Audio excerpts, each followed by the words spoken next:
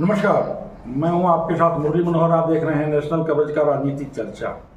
आज हम आपको उत्तर प्रदेश के बलिया जनपद में ले चल रहे हैं। 2024 के लोकसभा के चुनाव की तिथियों की घोषणा हो गई है। बलिया जनपद के बलिया लोकसभा का चुनाव जो है 7वें चरण यानी 1 जून को होना है। 14 मई तक जो है नामांकन होना है। बलिया जनपद अपने आप में बहुत ही ऐतिहासिक जनपद है। ऐतिहासिक लोकसभा भी है। स्वतंत्रता के पहले से लेकर के स्वतंत्रता के बाद तक का बलिया का कई बड़ा इतिहास रहा है। चित्तू पांडे, मंगल पांडे बलिया में ही पैदा हुए थे। यह क्रांतिकारियों की धरती है, क्रांतिकारियों की भूमि है। बलिया ने भारत सरकार को प्रधानमंत्री भी किया है। Samajwadi party, social Samajwadi party और समाजवाद के पुरोधा बलिया के बाबू साहब यानी चंद्रशेखर जी का जन्म बलिया के इब्राहिमपट्टी गांव में हुआ था और बलिया लोकसभा से ही हमेशा चुनाव लड़ते थे, निर्वाचित होते थे और दिल्ली के सबसे बड़े सदन में जाने का काम करते थे। इसलिए भी बलिया जो है बहुत ऐतिहासिक धरती है। आज हमारे साथ उसी बलिया के ऐतिहासिक धरती में एक फायर ब्रांड छात्र नेता जो समाजवादी पार्टी नेत्री भी है और समाजवादी छात्र सभा की प्रदेश महासचिव हैं सीमा राजभर बागी जी। उनसे मेरी बातचीत होगी छात्र राजनीति को लेकर के, लोकसभा चुनाव को लेकर के और भविष्य की राजनीति को लेकर के तमाम बिंदुओं पे हम चर्चा करेंगे। सीमा राजभर बागी सिंह जी, आपका नेशनल कवरेज में बहुत बहुत स्वागत है। आप जो है एक फायर ब्रांड नेता के रूप में देखी जाती हैं। आप समाजवादी छात्र सभा की राष्ट्रीय महासचिव भी हैं। घोषी लोकसभा के चुनाव में आपकी घोषी विधानसभा के चुनाव में आपकी एक बड़ी भूमिका थी और आपने कहा था कि घोषी विधानसभा उपचुनाव में हम लोग सुधाकर सिंह को लगभग 40,000 मतों से जिता करके यहां से निकलेंगे और आपने मेहनत भी खूब किया था। लेकिन अभी बलिया में तीनों दल के लोगों ने अपना टिकट नहीं दिया है। न सपा ने दिया है, न भाजपा ने दिया है, न बसपा ने दिया है। अगर टिकट मिल जाता है तो बलिया में आपका रुख क्या होगा? देखिए, सबसे पहले तो आपके चैनल के माध्यम से मैं श्रोतागण को बहुत बहुत शुभकामनाएं देती हूँ, बहुत बहुत आशीर्वाद, शुभ भरा प्यार देती हूँ। और देखिए, ये जो बलिया के टिकट की जो बात कर रहे हैं जी, ये शीर्ष नेतृत्व की यह मुद्दा है, हमारा मुद्दा नहीं है। जैसे टिकट मिलता है आपको पता चल जाएगा।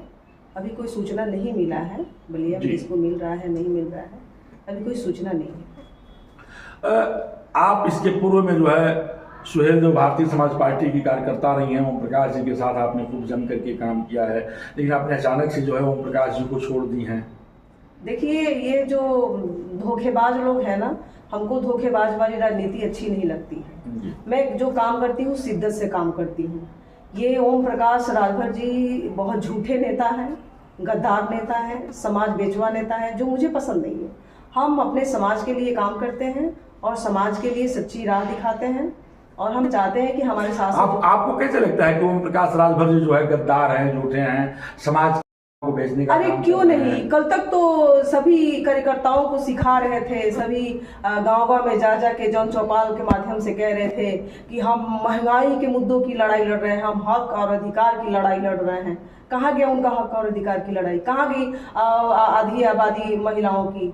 ये सब। लेकिन ओम प्रकाश जी जो है उत्तर प्रदेश सरकार में मंत्री हो गए। वो मंत्री हो, मेरे चप्पल मंत्री हैं। हम वैसे मंत्रियों का कोई सम्मान नहीं देते। ओम प्रकाश बिहार एक चप्पल मंत्री हैं और वो वैसे ही रहे। आपने बिहार कहा है, राजभर में भी बिहार और राजभर होते हैं क्या?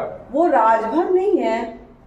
ओम प्रकाश बिहार जाति से आते हैं और उनके बिहार का जो जनसंख्या है वो बहुत कम है और हमारे राजभर की जो जनसंख्या है वो बहुत ज्यादा है। तो ये ओम प्रकाश बिहार जी हमारे राजभर नाम से राजनीति करते हैं। ओम प्रकाश राजभर नहीं है, मैं दावे के साथ कह रही हूँ। अगर राजभर की बात आप करते हैं तो अकबरपुर, आजमगढ़, मऊ, बलिया, देवरिया, कुशीनगर और सिद्धार्थ नगर में जो है एक बड़े तादाद में राजभर बिरादरी के लोग हैं और चुनाव हराने जिताने की स्थिति में रहते हैं। लेकिन इन सभी जनपदों में ओम प्रकाश राजभर का जो है वर्चस्व है।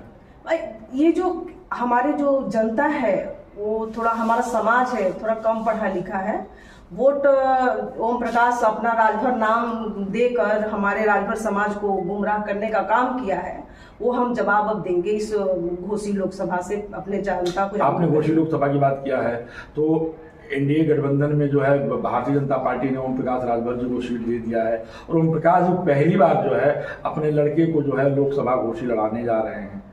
लड़ाने जा रहे हैं तो ठीक है, वो अच्छी बात है भाई, सबका लोकतंत्र में सब आजाद है, तो अपना सब लड़ने का सबका अधिकार है। आपको क्या लगता है कि घोसी में चुनाव जीत जाएंगे ओम प्रकाश? नहीं, मुझे नहीं लगता। मुझे यही लगता है कि 1,35,000 से इस बार अरविंद राजभर को हम हराने का काम करेंगे और इनको हराकर भेजने का काम करेंगे। लेकिन मंत्री हैं, दारा सिंह भी मंत्री हैं। वैसा मंत्री क्या, अकेले मंत्री तो मान लीजिए कि हम ही मंत्री हैं, हमारे धरातल पे कोई काम ही नहीं है। कोई जनता जा रही है अपना मुद्दा लेकर, बहुत महत्वपूर्ण विभाग मिला हुआ पंचायती राज, वो वैसा महत्वपूर्ण सिर्फ 6 महीने के लिए है। 6 महीने 40 दिन के लिए मंत्री पद दिया गया है। और देखिएगा जैसे घोसी लोकसभा का चुनाव खत्म होता है, ओम प्रकाश बियार जी का मंत्री पद और उनका जो आवास मिला है, जो 18 गाड़ियां मिली है, सब छीन ली जाएगी। आखिर ऐसा क्यों?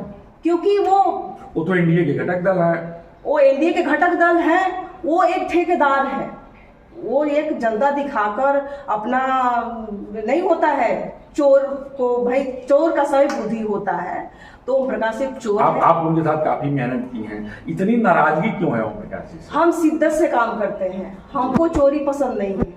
हम एक नोट बोरा भरने के लिए राजनीति नहीं करते हैं, हम जनता के लिए राजनीति करते हैं और पीडीए की राजनीति करते हैं। हमारी समाजवादी पार्टी पीडीए की राजनीति करती है और हमारी समाजवादी पार्टी पीडीए की पार्टी है। तो हम चाहते हैं कि हमारी जो पीडीए है, हम पीडीए के साथ आपने पीडीए की चर्चा किया है। पीडीए का मतलब है कि पिछड़ा, दलित और जी मुसलमान। पीडीए का मतलब है पिछड़ा, दलित, अल्पसंख्यक, अगड़ा, ये सब वंचित जितने समाज है। जी जी। लेकिन अगर हम विधान परिषद की बात करें, लोक राज्यसभा की बात करें, तो मुसलमान किसी जो है अल्पसंख्यक को विधान परिषद में भेजने का काम अखिलेश जी ने नहीं किया। ओ देखिए, जब किसी को अगर पीडीए की राजनीति हो रही है तो पीडीए की राजनीति क्या अखिलेश जी क्या नहीं किए हैं? मुसलमानों को विधायक नहीं बनाया है? विधायक बनाया है, लेकिन बीते चुनाव में किसी को एमएलसी बनाने का काम उन्होंने नहीं किया। वो बनाएंगे। वो देखिए, ये जो समाजवादी पार्टी हमारी पीढ़ी की जो पार्टी है, ये जो गद्दार नेता है, देखिए सबसे अगर राजनीति बिगाड़ने वाली अगर पार्टी है तो वो है भाजपा पार्टी। और ये जैसे ओम प्रकाश बियार जो चप्पल मंत्री, ये सब ऐसे नेता लतखोर नेता है जो ये सब बार जो है कैबिनेट मंत्री को लतखोर ये सब बिगाड़ रहे हैं। और अखिलेश जी पे जो अखिलेश जी देखिए, ये जो छात्र हैं, गरीब हैं, ये सबका ये विकास के बारे में सोचते हैं। ये चाहते हैं कि कितना हमारा उत्तर प्रदेश सुंदर हो। और देखिए सबसे ज्यादा हमारा उत्तर प्रदेश विधायक सांसद को भेजता है, तो हम लोगों का पीडीए का हमारा यही एक मुद्दा है कि हम लोग बाहरी को भगाएंगे। जी, जैसे घोसी से हम लोगों ने बाहरी को भगाया, इस लोकसभा जिसको घोसी की जनता ने नकार दिया, उसको बीजेपी ने स्वीकार किया है। हाँ, क्योंकि बीजेपी के पास कुछ भी नहीं है, बीजेपी खोखला है। बीजेपी ने इतनी महंगाई करके, इतने हमारे छात्र नेताओं के साथ, गरीबों के साथ, बेटी पढ़ाओ बेटी को बलात्कार करके मतलब मारो की जो सरकार है, इस बार हमारी जनता फेंकेगी, इस बार हमारी जनता उखाड़ के फेंकेगी भाजपा सरकार को। आपको क्या लगता है कि 2024 की लोकसभा के चुनाव में समाजवादी पार्टी को उत्तर प्रदेश में सफलता मिलेगी? हमारी समाजवादी पार्टी, हमारी पीडीए की पार्टी 80 में से कम हमारी 75 हमारे सांसद होंगे। अब मैं चेयर पे बैठ के मैं कह रही हूँ आपसे, 80 में से 75 हमारा सांसद होगा समाजवादी पार्टी का।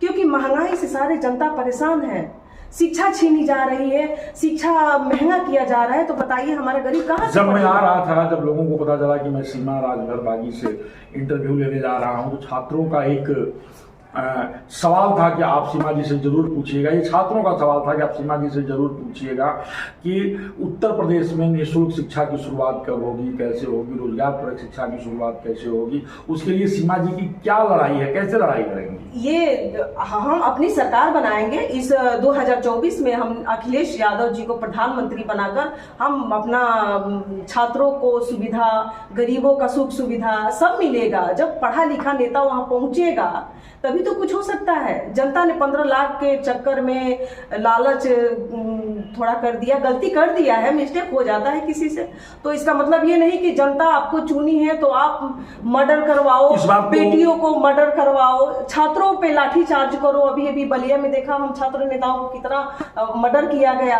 तो ये सब इस बार जो है राम के नाम पर बीजेपी वोट मांगने को तैयार है। क्या? राम के नाम पर वोट बीजेपी मांगने को तैयार क्योंकि कोई मुद्दा नहीं है, भाजपा के पास कोई मुद्दा ही नहीं है। ये चोर लोग हैं। जब जनता अपना हक और अधिकार मांगती है तो ये लोग मंदिर दिखाते हैं। जब अपना हम लोग गरीब शिक्षा पे बात करता है तो ये लोग चंदा में नहीं देख रहे। अभी अभी इन लोगों ने कितना चंदा लिया, सारे कंपनियों से चंदा लेकर। इतनी महंगाई कहाँ से झेल पाएगी महिला? अरविंद केजरीवाल को जेल भेज दिया गया है। अरविंद केजरीवाल का ईडी का पूछताछ चल रहा है, क्योंकि ये लोग जानते हैं कि वो वहाँ के सबसे बेहतरीन नेता है, दिल्ली के मुख्यमंत्री सबसे बेहतरीन। दुनिया में आज तक कोई ऐसा घटना नहीं घटा था जो वर्तमान के मुख्यमंत्री को जेल में डाल दिया जाए। तो कहीं ना कहीं ये भाजपा का ये सदमा है। अरविंद जी भी एकदम अड़े हुए हैं कि हम इस्तीफा नहीं देंगे, हम जेल से सरकार चलाएंगे। ये लोग, हाँ ये तो बात सही है भाई, क्योंकि वो वहाँ की जनता, दिल्ली की जो जनता है, केजरीवाल बहुत अच्छे नेता है, सब फ्री में अपना फ्री शिक्षा, फ्री बिजली, फ्री पानी। शराब घोटाले में अरविंद केजरीवाल जी ये उनको फंसाया जा रहा है। बीजेपी खोखला है भाई, वो जानती है कि फिर वो मुख्यमंत्री बनेंगे। तो यही कहते हैं ना कि चोर के 1000 बुद्धि, यही बात है। तो एक तरह से देखा जाए तो जो इंडी गठबंधन बना हुआ है उसके तमाम नेताओं के ऊपर जो है ईडी और सीबीआई का शिकंजा कसता जा रहा है। अभी जो है हेमंत सोरेन को भी जेल भेज दिया गया, जो झारखंड के मुख्यमंत्री थे। राहुल गांधी को भी बुलाया गया था। वही एक मुद्दा है। जब ये भाजपा सरकार जब डरी है कि परिवर्तन होने वाला है, जनता परिवर्तन चाहती है, सरकार बदलना चाहती है, तो वैसे वैसे ये लोग अच्छे अच्छे नेताओं को, जो गरीब के नेता है, सबको जेल में डालेंगे। ये डालते, जैसे कंस का भी देखा आप लोगों ने, कृष्णा लीला देखा है। जितने लोगों से डर था कंस ने जेल में डाला और उसका परिणाम हमने देखा क्या हुआ। वही हाल है भाजपा सरकार। महाभारत का बहुत सुंदर उदाहरण दिया जी। आपका अगला, बहुत कम समय है, आपका अगला रणनीति क्या है? राजनीतिक रणनीति अगला क्या है? राजनीतिक रणनीति हमारे यही है कि हम अपने अखिलेश जी को प्रधानमंत्री बनाएंगे। हम लोग मेहनत कर रहे हैं, जन जन तक जा रहे हैं, जनता परिवर्तन चाहती है। जी। आप राजनीति में क्यों आई? अंतिम सवाल में। हमारा राजनीति में आने का सिर्फ 3 मकसद है जी। और वो मकसद है ओम प्रकाश बियार। मेरा पहला मकसद है ओम प्रकाश। राजनीति करना मेरा कोई मजबूरी नहीं है, राजनीति करना मेरा शौक है। हम अपने शौक के लिए अपना राजनीति करते हैं और गलत का विरोध मैं खुल के करती हूँ, और न कि मैं बोरा भरने के लिए। आपको कब एहसास हुआ कि ओम प्रकाश राजभर गलत कर रहे हैं? जब हम ओम प्रकाश राजभर की पार्टी में जब हम जिलाध्यक्ष थे तो ओम प्रकाश राजभर ने हमसे कहा था कि आप लोग जितने छात्र नेता हो सब हमारे साथ आओ, हम तुम लोग को राजनीति सिखाएंगे और ऐसी राह दिखाएंगे जो हम सब मिल के गरीबों की लड़ाई, हक और अधिकार की लड़ाई लड़ेंगे। कि जब भारत का प्रधानमंत्री एक है, जब उत्तर प्रदेश का मुख्यमंत्री एक है, तो हमारे पूरे भारत में शिक्षा एक समान होनी चाहिए। इसका लड़ाई ओम प्रकाश राजभर ने, हम सोचे कि चलो अच्छा मुद्दा है, क्यों ना हम इसी मुद्दे पे अपना काम करें। तो हमको अच्छा लगा, तो हम राजनीति में। लेकिन ओम प्रकाश बियार चोर जो है, लतखोर हमारा चप्पल मंत्री, वो इस मुद्दे से पलट गया। तो हमको अच्छा नहीं लगा कि देखो ये कहीं ना कहीं हमारे जनता, गरीब लोगों से ये गलत कर रहे हैं ओम प्रकाश। तो हमने आवाज उठाया। ओम प्रकाश जी मंत्री हैं, कैबिनेट मंत्री हैं, आप बार बार उनको गाली दे रही हैं। वो कैबिनेट मंत्री नहीं, वो तो कह तो रहे हैं कि 6 महीने 40 दिन के लिए कैबिनेट मंत्री को बनाया गया है। दावे के साथ कह रही है जी। जून के बाद जुलाई में देखिएगा, उसका 30 जुलाई को ये कैबिनेट मंत्री उसका कट कर दिया, छीन लिया जाएगा उसका पद और उसका जो मिला है, जो अब ये भी कितना मजा से सो रहा है। जनता का तो कोई चिंता है नहीं। बेशरम ओम प्रकाश को, ये बेशरम नेता है। इसकी पार्टी की जो नंदिनी राजभर जो है, वो मेरी दोस्त थी, उसकी हत्या इतनी आसानी से हो जाती। इसके ही लोग, ये ओम प्रकाश बियार चोर कह रहा था कि समाजवादी पार्टी के गुंडे थे, लेकिन मैं कह रही हूँ कि समाजवादी पार्टी के गुंडे साहुल राजभर नहीं, ये ओम प्रकाश के गुंडे थे। वो इंतजार कर रहे थे कि ओम प्रकाश का मंत्री बने, कि नंदिनी राजभर की हत्या करके हम बच जाए। वही सत्य हुआ जो हमने पहला लाइव में मैं बोला। वही आज जांच पड़ताल में वही निकला कि साहुल राजभर नंदिनी राजभर की हत्या किया, जो ओम प्रकाश का करीबी है।